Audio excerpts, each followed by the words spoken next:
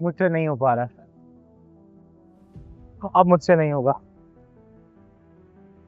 अब मुझसे नहीं होगा। आ, 1000 बार गिर रहा हूं और 1000 बार हार रहा हूं, अब मुझसे और नहीं गिरा जाएगा। धर्मा धर्मा शरणं व्रज अहम अहम त्वं सर्व पापेभ्यो मोक्षयिष्यामि मा। तुम कौन हो? तुम्हें नहीं जानता। मैं जिंदगी से हार चुका हूँ, मुझसे और नहीं झेला जाएगा। अभी से हार गए। 5000 साल पहले भी कोई एक था जो ऐसे ही हार मान रहा था, उसकी भी लड़ाई तुम्हारी जैसी थी।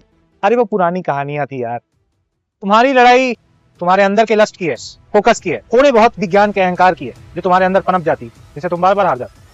वो जो अर्जुन था, उसकी लड़ाई बाहरी थी, उसके दुश्मन बाहर। कौरव हो, दुर्योधन, दुशासन, भीष्म, द्रोणाचार्य।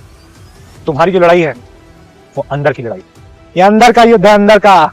दुनिया में वो सारे कौरव तुम्हारे शरीर के अंदर है, और उस युग में वो सारे दुश्मन अर्जुन के बाहर थे।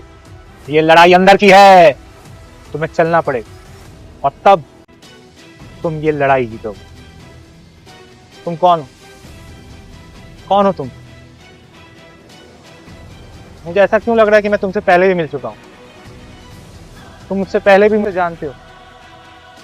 तुम जो भी हो, तुम यहाँ के नहीं, तुम अभी के नहीं, तुम बहुत पहले के।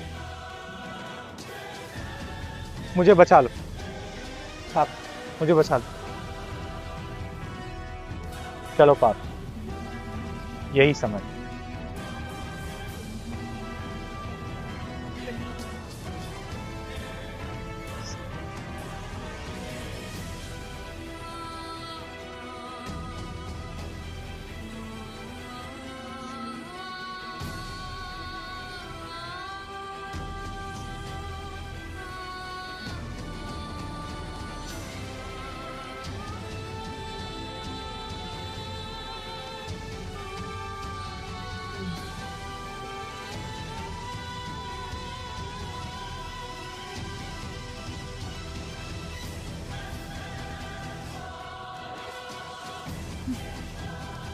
ये कहाँ आ गया हूं मैं?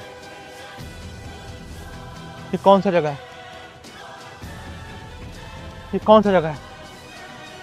ये कौन लोग हैं? ये कौन सा जगह है? ये कौन सा खेल खेल रहे हो तुम? ये तुम कौन सा खेल खेल रहे हो?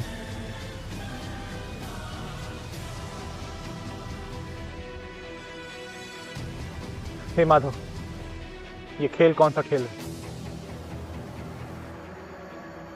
खेल? ये खेल कौन खेल रहा है और कब से खेला जा रहा है, तुम्हें स्वतः पता चल जाए। मुझे सब समझ में आ रहा है। ये तुमने मुझे कहां खड़ा कर दिया है। मैं एक एक को जानता हूं। मुझे समझ नहीं आ रहा कि मैं इस युग में क्या कर रहा हूं। मुझे ऐसा लग रहा है कि मैं ना इस युग का रह गया, ना उस आधुनिक युग का रह गया। मैं मुझे पता है कि मैं इन सब से नहीं लड़ सकता। ये लोग कौन है? ये खेल मत खेलो केशव, ये खेल मत खेलो। पितामह, दुर्योधन, ये दुशासन, इतनी बड़ी सेना, मुझे ये बात पता है कि मैं इन सबको हरा सकता हूं, मगर मैं इन लोगों को नहीं मार पाऊंगा। स्वाकस्मलेमिदं विषमे समुपस्थितम। तुझे इस समय में ये मोह कहां से प्राप्त हो गया? वो मोह नहीं, वो नपुंसकता है। क्लैव्यमास्मागमः पार्थ, और ये नपुंसकता तुम्हें शोभा नहीं देती पार्थ। हे माधव, पितामह, जिन्होंने अपने हाथों से मुझे बड़ा किया है, मेरे आत्मा का सृजन किया है, मेरे हर एक, मेरे कुशलता में उनका ही योगदान है। मैं उनको कैसे मार दूं? मुझे फिर से उसी परिस्थिति में खड़ा कर दिया माधव। अब मुझसे नहीं होगा। ये भाई, मैं इन बंधुओं को मारूंगा, वो द्रोणाचार्य, मैं आज जो भी हूं इनके वजह से। तुम्हें पता है तुम लोगों को क्यों नहीं मार पा रहे? क्योंकि जिन पितामहों को तुम देख रहे हो ना, ये आधुनिक काल में भी तुम्हें ऐसे ही परेशान कर रहे हैं। तुम इनमें अपने पितामह को मत देखो, दुर्योधन में अपने भाई को मत देखो। ये पितामह नहीं है, तमाम तुम्हारी बुरी आदतें हैं। ये दुशासन तुम्हारे अंदर की वो वासना है जो तुम्हें उठने ही नहीं देगी, तुम्हें बार बार गिराएगी, और भरी सभा में यही वासना तुम्हें लज्जित करेगी। तुम अपने आप में वीरहीन महसूस करोगे, नपुंसक महसूस करोगे। इसलिए उठो पार्थ।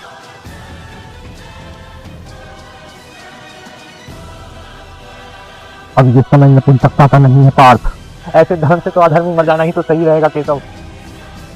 मैं इन्हें मार करके इनके लाशों पर इतनी बड़ी सत्ता खड़ा करूं, मैं अपने दादा को मार, इंद्रियों को सुखा देने वाले दुख को मैं कैसे झेल पाऊंगा?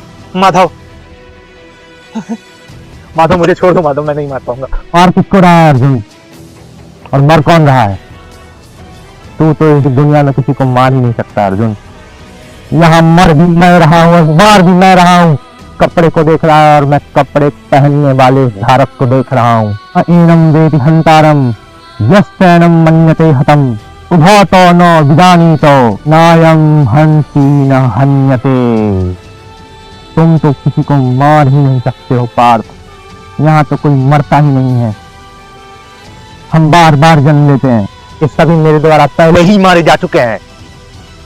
तुम तो सिर्फ एक निमित्त मात्र हो। न कांक्षे विजयम कृष्ण न राज्यम सुखान च। मुझे किसी भी राज्य का सुख नहीं चाहिए और मुझे किसी भी विजय की कामना नहीं है कृष्ण। न त्वेवाहं जातुनासम न त्वं मेने जनाधिपः। कोई ऐसा युग नहीं था, कोई ऐसा पल नहीं था, कोई ऐसा क्षण नहीं था जहां मैं न था और तुम न थे। मैं हर युग में था और मैं हर वक्त रहूंगा। मैं तुम्हें हर एक जन्म में जानता हूं, मैं तुम्हें हजारों जन्मों से देखता आ रहा हूं, मगर तुम मुझे किसी भी जन्म में नहीं जानते पार। मुझे पता है कि तू किस तरीके से मोह में जकड़ा जा रहा है। ये वही भीष्म है जो तुम्हारे पत्नी के ऊपर हो रहे अत्याचार के समय भी चुप रहे, यानी इस काल में भी और उस काल में भी। जब भी तुम्हारी निंदा होगी, तुम्हें परेशान किया जाए, तुम्हारा वस्त्रहरण होगा ना अर्जुन, तो ये भीष्म जो तुम्हारी पुरानी आदतें हैं वैसे ही खड़े होकर देखेगा ये भीष्म। ये दुर्योधन तेरा ऐसा ही मजाक उड़ाएगा जो तुम्हारे अंदर का अहंकार है, जो तुम्हें ले डूब रहा है। तुम पहचानो इन सभी लोगों को, ये सभी तुम्हारे अंदर की वो विकृतियां हैं जो तुमने खुद जन्मी है। तुम्हें वो तुम्हारा पुत्र लगता होगा ना।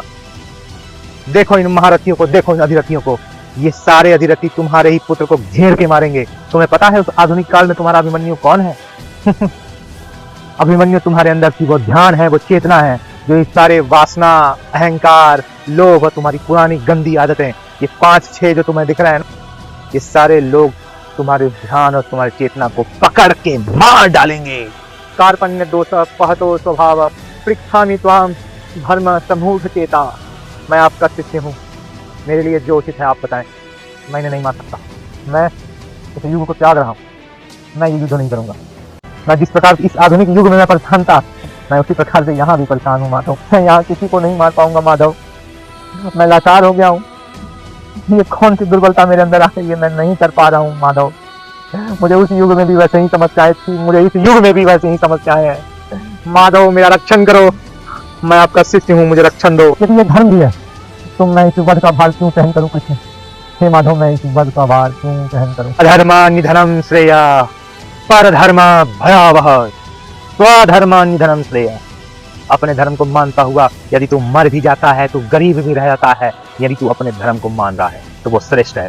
पर धर्म भयावह, जो तुम दूसरे के धर्म को मानना शुरू करेगा ना, वो भयावह होगा अर्जुन, वो भयावह होगा। अंधकार से आसमान में कई बार बादल आ जाते हैं तो अंधकार फैल जाता है। ये तेरा अज्ञान ही वो बादल है और प्रकाश वो ज्ञान है। ज्ञान का प्रकाश तमाम इन बादलों को, अज्ञान के बादलों को मिटा देता है। तो ज्ञान के प्रकाश को मान और तू ज्ञानी बन, तू ज्ञान योग को मान, तू ज्ञान को प्राप्त हो। ज्ञान से पवित्र कुछ नहीं, और ज्ञान ही तेरे अंदर के अंधकार को मिटाएगा। तुम कह रहे हो ना, तुम ही कह रहे हो ना कि ये ज्ञान श्रेष्ठ है, यानी नॉलेज और विजडम ये श्रेष्ठ है। मैं कर्म क्यों करूं, मैं ज्ञान ही प्राप्त कर लेता। मैं इस भयानक कर्म को त्याग रहा हूं माधव, क्यों ना उस ज्ञान के पथ से आगे बढ़ूं और इस भयानक कर्म के पथ को छोड़। मैं तुम्हें उस गुप्त योग के बारे में बता रहा हूं जो मैंने ही कई सदियों साल पहले सूर्य को भी बताया था।